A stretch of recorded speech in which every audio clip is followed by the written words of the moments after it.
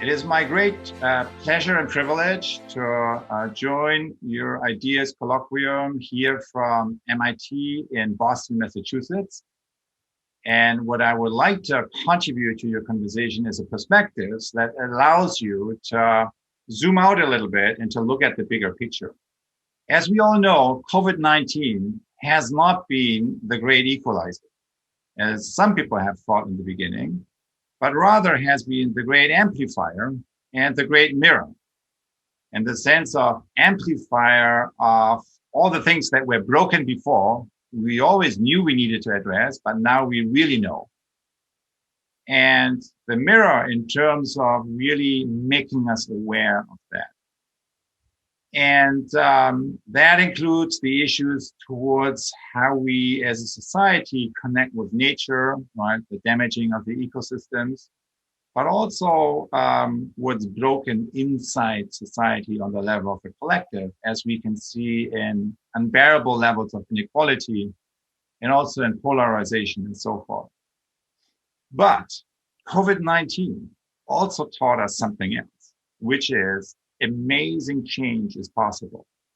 When we as humans, on the level of the collective, put our mind on something, we can bend the curve.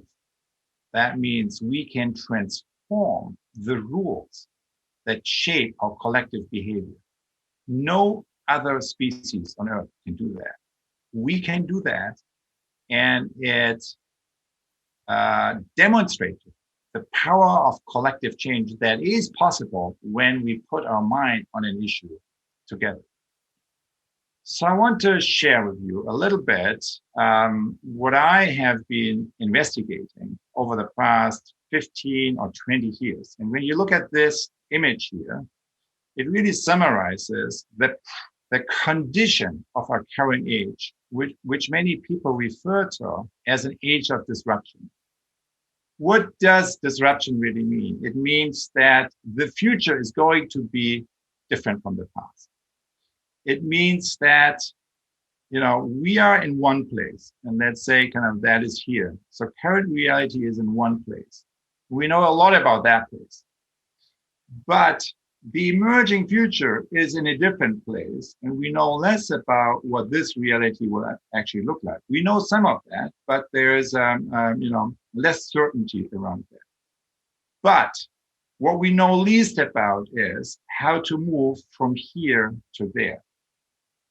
How to give you a modern day definition of leadership, how to sense and actualize emerging future possibilities, because that's the primary role of leadership when you deal with disruption, when you deal with challenges of disruption, as we all do today on the level of the individual, the organization, and also on the level of the collective, the whole system. So the question is, what does it take to respond to the profound challenges of disruption that we are facing at the beginning of this decade, which, by everything we know, will increase, not decrease, as we move forward? And the answer that I would like to offer to you is that what it takes is a journey that is both an outer journey and an inner journey. An outer journey means is that, I go to the edges of the system, I go out of my own bubble, I kind of really go to the places that matter most, the challenges that I face, on the one hand. But on the other hand, I also begin to access my inner sources of knowing, my inner source of intuition. And then when emerging future possibilities begin to show up, I explore them by doing rapid cycle prototype and bring them into reality, as they desire. So that's a little bit the process here that I have found workable in dealing with challenges of disruption. As an action researcher, which means that I've been working for many years and helping organizations, companies, governments, but also NGOs addressing these issues. This process is grounded in a methodology that I call awareness-based systems change. And you have seen this kind of image many times, which is kind of how you depict systems thinking with a distinction between symptoms at the top and root issues below the waterline. And what you see here is a distinction between three types of root issues: structures, paradigms of thought, and then deeper sources. The deeper sources of what? It's sources of creativity, sources of our energy, sources of who we are, and also sources of our attention and intention. So what I'm basically saying is real change processes today. To be an effective leader, what do you do as an effective leader? Well, not just respond to the symptoms, but as a systems, from a systems point of view, what you do as a leader is you address these deeper root issues by understanding them and then kind of transforming them as needed by a situation. So I want to summarize this approach with 3 sentences. Number 1, you cannot understand a system unless you change it. Famously, Kurt Lewin, the founder of Action Research. Number 2, you cannot change a system unless you transform consciousness. Now, instead of consciousness, you could also say mindset. Because if you don't, the same people in a new structure will create the same problems. So what this second sentence really means is, to deal with change effectively today, you need to respond and operate as a leader on all 4 of these levels, not just at the top 1 or 2. That's what you do as a systems leader. So that leads us to number 3, which is the question, how? You cannot transform consciousness unless you make a system see and sense itself. We know that, of course, from personal change episodes, right? When you go through a period of behavioral change, of profound change, what do you need? You need a coach. No one can do it alone. You need another to help you in that process. And on the level of organizations and larger systems, we need the same. So that's basically what I'm saying here. I came across this deeper approach to systems change by basically listening to practitioners, listening to people who have brought forth profound innovation in business and society and science and in other fields. And one of them, the late CEO of Hanover Insurance, Bill O'Brien, he summarized his many years of leading transformational change with the following sentence. He says, the success of an intervention depends on the interior condition of the intervener. Basically, he says, the success of what I do as a change maker depends on the inner place from that I'm operating. Today, from today's perspective, I would summarize this inner place as follows. I would say this inner place has everything to do with this. Stop downloading, which means stop reenacting old patterns of thought, old patterns of action, and old patterns of interaction. And instead, you activate and cultivate these 3 inner instruments of knowing: open mind, open heart, and open will. And what I mean with open mind is basically the capacity to suspend judgment and to see with fresh eyes. What I mean with open heart is basically the capacity to empathize and sense and see a situation through the eyes of another stakeholder, be that your customer, be that a partner, be that somebody from your organization or team. And what I mean with open will is basically the capacity to let go of the past and to let come of emerging future possibilities. That's basically theory U-based leadership, right? And if you want to summarize that, it's really leading by letting go and letting come. Now, let's be real. If you look around and if you look at the front page of the newspaper this morning, what do we see? We see the exact opposite going on. right? It's not opening the mind, opening the heart, opening the will, but it's closing the mind, closing the heart, closing the will, aka ignorance, hate, and fear. We live in an age where politics is done by activating these types of behaviors.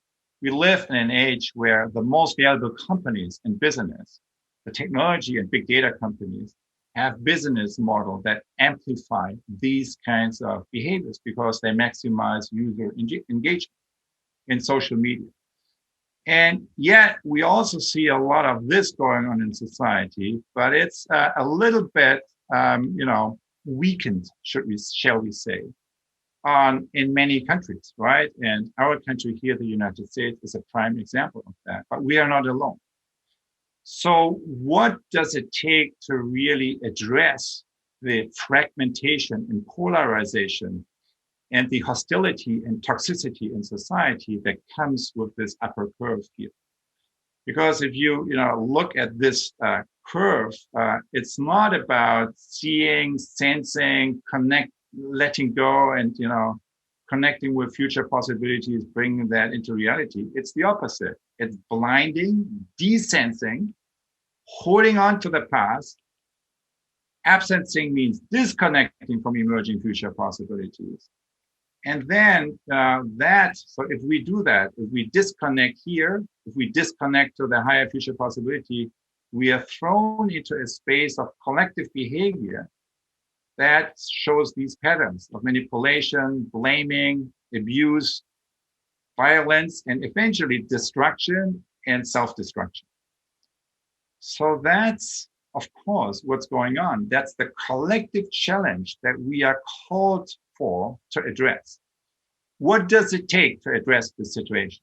Well, I would say two things. One is strengthening these capacities, right? So that's kind of the true leadership, building these capacities. That means changing patterns of behavior that among stakeholders that up here are toxic and divisive and dysfunctional, to co-creative fields, right? Because this one down here is really about activating generative and co-creative social fields, co-creative types of relationships among stakeholders. Number one, so it's kind of building these capacities. But secondly, we need new types, we need innovations in infrastructures, not only on the level of the organization, but also on the level of the collective. By which I mean new learning infrastructures, new governance infrastructures, and new economic infrastructures. New learning infrastructures in terms of whole person, whole system learning. New governance infrastructures by making democratic participation more direct, distributed, and more dialogic, which means kind of making a system see itself, building in the reflective mechanisms. And then new economic infrastructures by shifting the economy from ego to eco, from a silo view to a systems view. So let me quickly demonstrate what I mean with this. And if you only take one thing away from this 15-minute talk, here's what I would suggest. Kind of look at this, because this is something I call the matrix of systems learning and leadership. And it depicts the two main things that are going on, the two main things that are going on in learning and leadership today.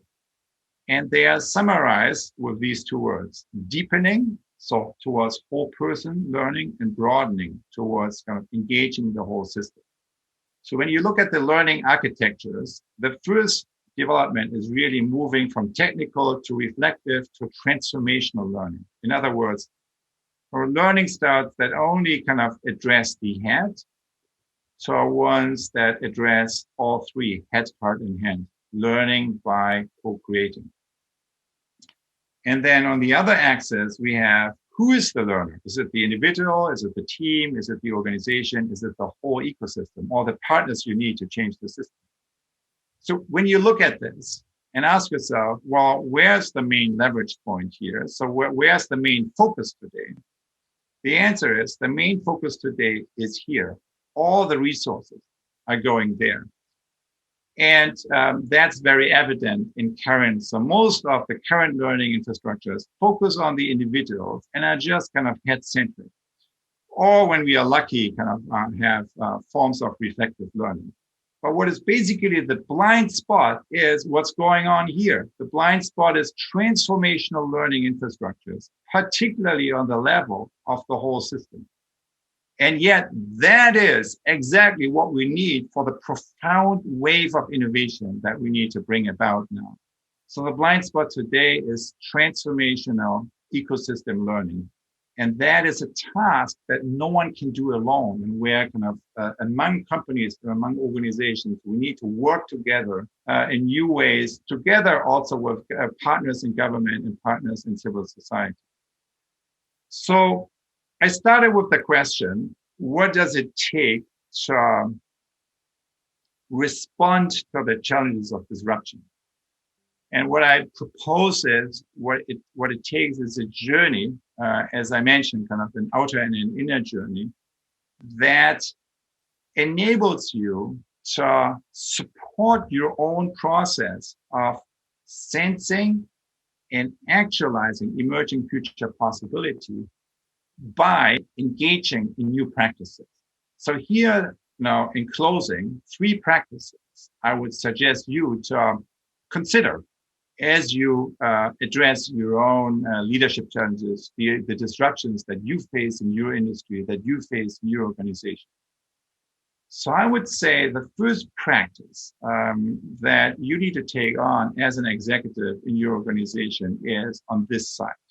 It's sensing. It's basically taking yourself out of the bubble of your own institution and going to the places that matter most for the future of the reinvention of your own industry.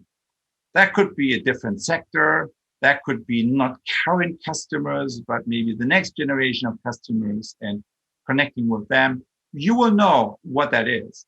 But what I'm suggesting is take yourself out of the bubble of your own institution, of your own industry, and go to the edges of the system, because the new in any kind of disruption shows up first at the periphery of the system. The second suggestion is develop a practice that helps you here, that helps you to connect with your deeper sources of knowing. That can be a mindfulness practice.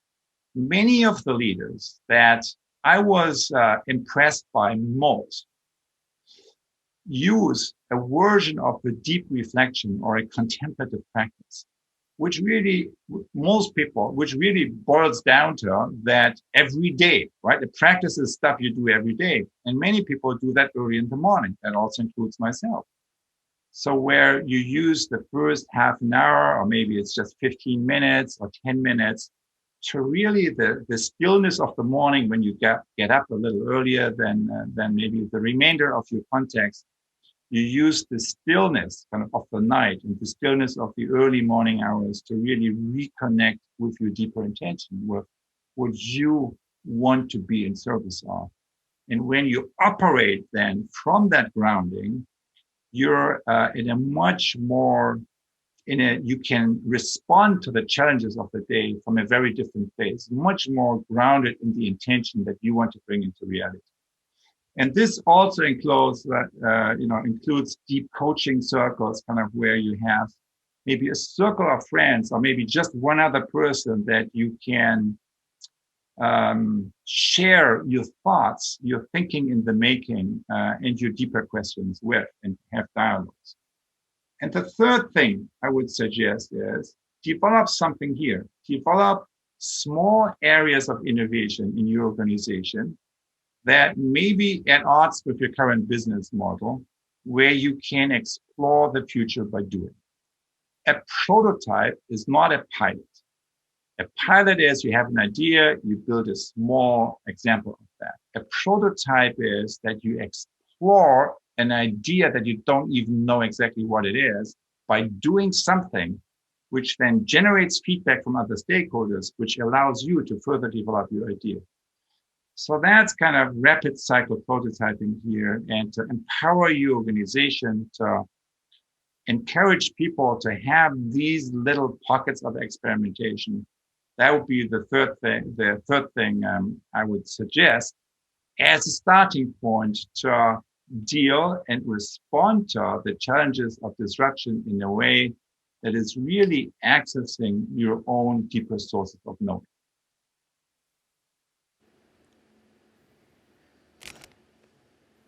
Y le agradecemos, por supuesto, por estas reflexiones a Otto Scharmer. Qué interesante esta idea de que para liderar, para ser protagonistas en este proceso de cambio en medio de un año disruptivo, tenemos que hacer un viaje interior, un viaje que nos lleve a preguntarnos, entre otras cosas, ¿para qué hacemos lo que hacemos? Esa palabra mágica que es el propósito profundo detrás de cada una de las cosas que hacemos. Bueno, ahora no estoy sola, me hace compañía Mariana Mangisch, porque claro, cuando hablamos de cambio, cuando hablamos de liderazgo, por supuesto no podemos dejar afuera a los jóvenes y justamente Mariana es la presidenta de Idea Joven, este espacio dedicado a quienes tienen menos de 40 años, pero están siendo protagonistas en sus respectivas organizaciones. Mariana es también Professional Relations and Operations Lead para Latinoamérica de Johnson & Johnson. Mariana, contanos qué sigue. Bueno, muchas gracias, Caro. Ahora, antes de presentar el próximo segmento que va a estar sucediendo, quería aprovechar esta oportunidad en representación, qué honor, de representar a los jóvenes y algunas cuestiones que se estuvieron conversando en los paneles anteriores.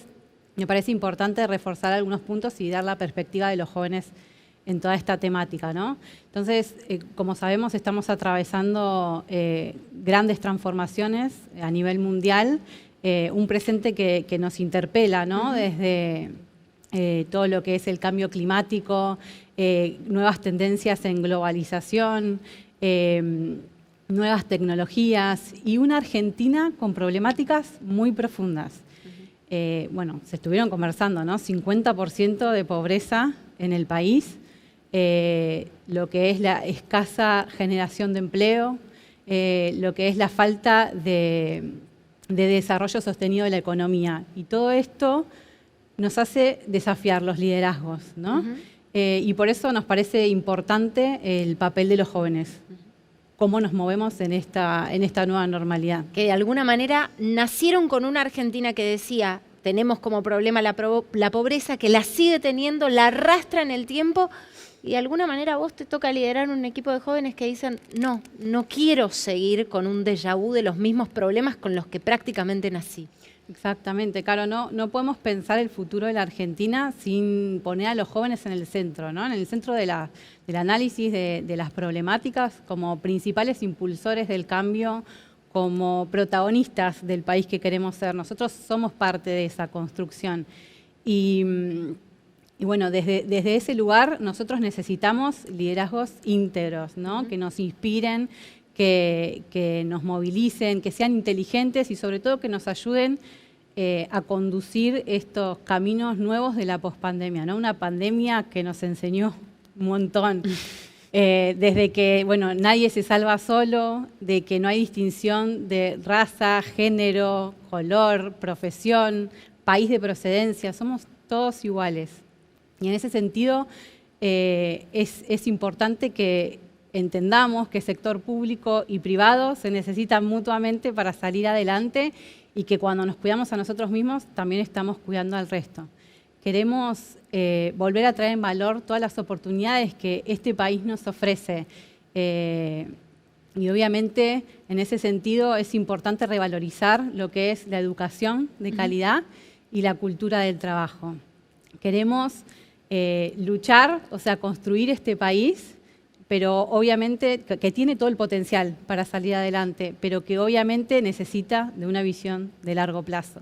Así que en ese sentido, en esa línea, nuestro mensaje un poco es aprovechemos estos desafíos que nos presenta el nuevo escenario y bueno, queremos alentar a luchar el partido, a jugar el partido en esta cancha, ¿no? Es acá y es ahora. Y bueno, haciendo un poco de diagnóstico de lo que es el escenario actual, les queremos preguntar a algunos de los líderes globales de nuestras empresas cómo es liderar en esa nueva anormalidad, ¿no? Pero en particular les queremos preguntar si realmente creen que hay una oportunidad de cambio radical, un cambio verdadero, que nos ponga en vías de una solución a las problemáticas modernas. Ya las dijimos, ¿no? Cambio climático, desigualdad social, pero sobre todo la incapacidad de encontrar un equilibrio que nos ponga en dirección de un desarrollo sostenido. Y lo más importante, para cerrar, es que queremos que estas problemáticas queden en la agenda nacional, para que sean tratadas como prioridad en los próximos años. Así que un poco con estos mensajes que queríamos pasar como jóvenes, queremos presentar a los líderes que van a estar conversando acerca de todos estos temas y bueno, van a estar respondiendo nuestras preguntas. Voy a presentarlos. Ellos son Jane Fraser del Citi, Luli Castellanos de Samper de Johnson & Johnson, Joao Carlos Brega de Whirlpool, Carlos Hernández de JP Morgan, Andrew Liveris de Dow Chemical Company y Mike Roman de 3M. Así que bueno, muchas gracias. Los escuchamos.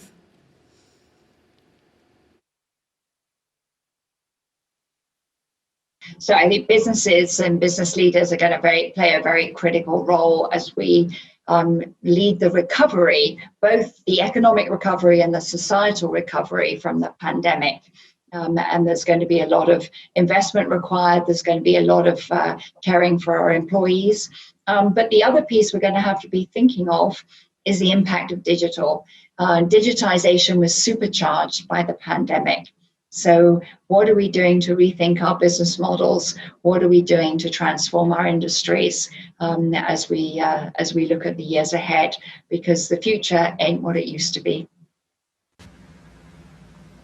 More than ever before, corporations and business leaders are expected to play an active role in their markets and communities. We must focus on our increased responsibility with the ecosystem, embracing innovation and collaborating with different stakeholders as it represents the best way to rethink the economy and societies for the better after the pandemic. As leaders, it is imperative that we understand the constraints, new needs, and collaborate faster. Business leaders have a responsibility to help reinvigorate economies after the pandemic. One challenge for corporations would be how do you integrate models working remotely as well as working in the office? How do you develop a culture, a teamwork that is so important to the success over long term for companies? So people will have to focus in how to integrate the two models successfully. Partnerships are more important than ever before. Public-private partnerships with governments around the world and also private partnerships. We had a great example with Ford Motor Company in helping to ramp up our supply of N95 respirators, leveraging Ford engineering capabilities in the process.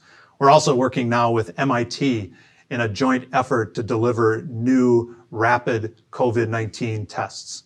We believe we have a responsibility to help not just our employees with new skills, new training, but also in the communities where we participate. We announced this past summer with many other corporations to reskill or to teach new tools for employees to be ready for the future, or students, better said. So we believe that that is a responsibility of all of us to eliminate inequality. The triangle of business, government, and civil society has to work, and has to work in ways that collaboration and equality is the principle going in.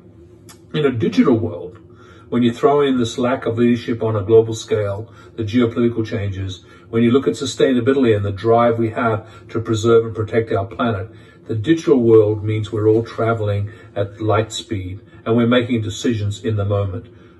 Yo acredito firmemente que una de las decisiones que tenemos que tomar de esta pandemia, sí, como sociedad y las empresas, nosotros como ciudadanos, hacemos parte de la sociedad, que desarrollamos principalmente en la parte de la salud y de la habitación, políticas que permitan que tenham una menor desigualdad entre las personas. Y yo acredito mucho que sairemos con esta mentalidad y que los gobiernos, para terem suceso, para serem eleitos y para mantener el poder, terão que enderezar estes pontos. So as we look in the post-COVID world and in this recovery, I think it's imperative that we tackle the root causes of inequality. And digitization is extremely helpful in that. We've seen this in terms of reducing down the cost of access to different markets, to different goods and services.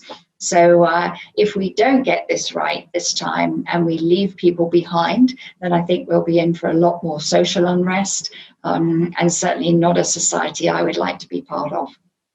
The near-term challenges remain navigating the pandemic, focus on serving customers, and maintaining our supply chain.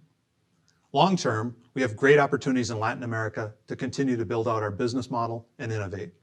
Given the generally younger demographic that appreciates innovation and value of brands, this is a great opportunity. We have an ongoing collaboration with governments, helping to advocate for policies that encourage investment and free and fair trade. Overall, we remain committed to Latin America and Argentina. We cherish the relationships we've built and the impact we made throughout our 7 decades in the region. We look forward to building on that with our work in the many years to come. As it relates to other countries, of Argentina in particularly, the working remotely now has demonstrated to be very successful. So I can see, for example, many corporations that they will have more satellite offices rather than concentrated in one particular city to reduce, obviously, the risk of concentration. And that will provide countries like Argentina. We've been able to do that in the technology area. We have a big campus in Argentina. And I think, they can position themselves to offer many companies that in the past they thought they needed to have concentration in particular cities to take advantage of that. Argentina has great human capital, and that's what they should be positioning themselves to the international community. I've been telling my colleagues here in Australia, lead is not where you are, it's who you are and what direction you help people go to. What's your North Star?